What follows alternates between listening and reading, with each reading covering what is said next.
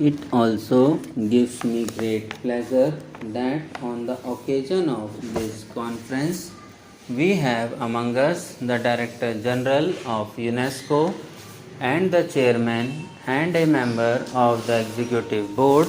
Their participation will enable them to appreciate the problems and aspirations of a region where more than half of mankind lives. It will also give the new Director General a deeper insight into the tasks which await the organization in this part of the world. The proposal to set up national commissions in member states is to be commended for many reasons.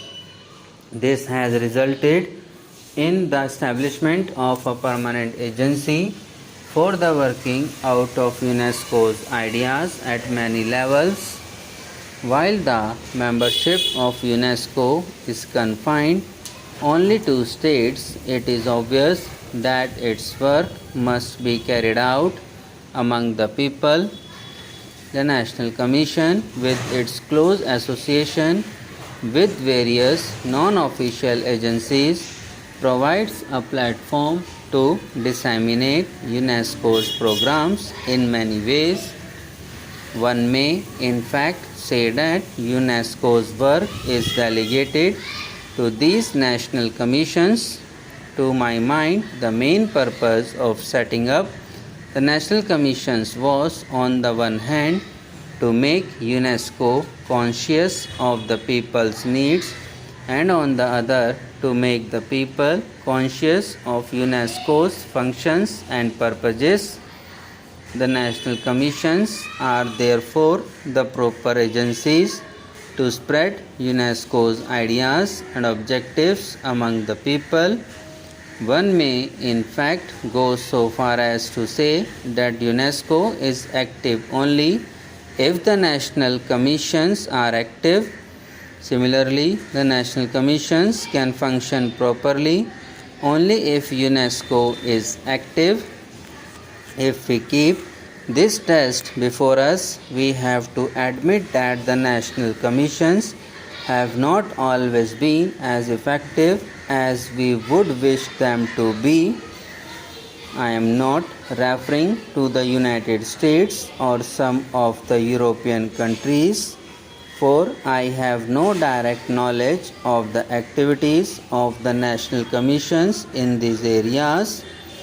So far as the Eastern countries are concerned, by and large, they have not yet fulfilled which was expected of them. The commissions have been set up, offices opened, and staff employed, but they have not yet made their influence felt in their own countries, nor have they reflected adequately their points of view in framing UNESCO's general program. This is the feeling I have in respect of the Indian National Commission, though our foreign friends may think otherwise. It is therefore necessary for us to devise methods by which national commissions may be activized, apart from the desire to have representatives of neighboring countries among us. This is one of the main reasons why we have invited fraternal delegates from sister nations.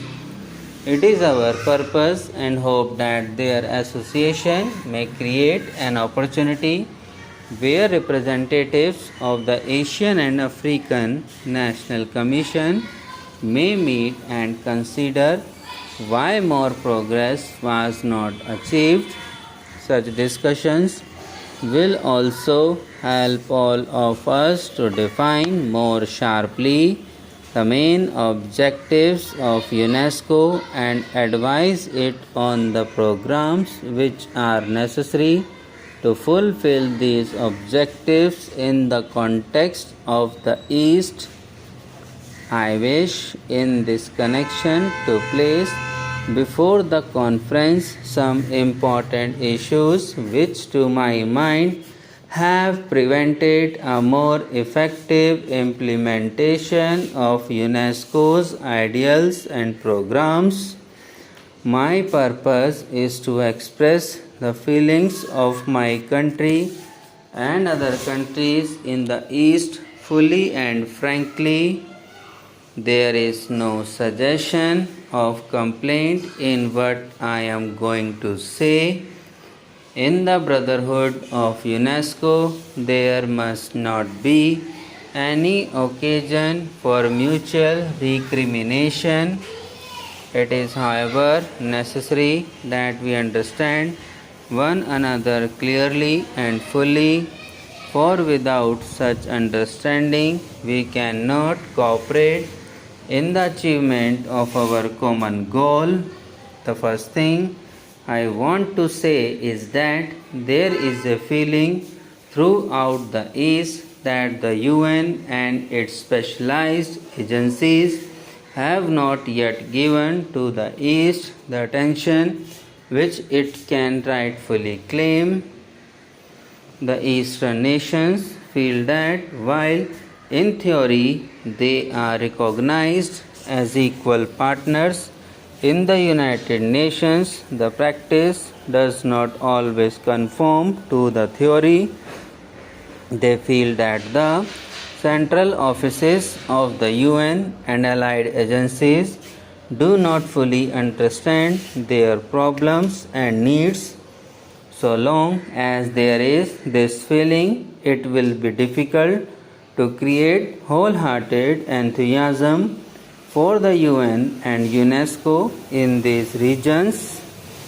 One of the reasons for such a feeling in the East is its recollections of the attitude which developed in the West in the 18th century.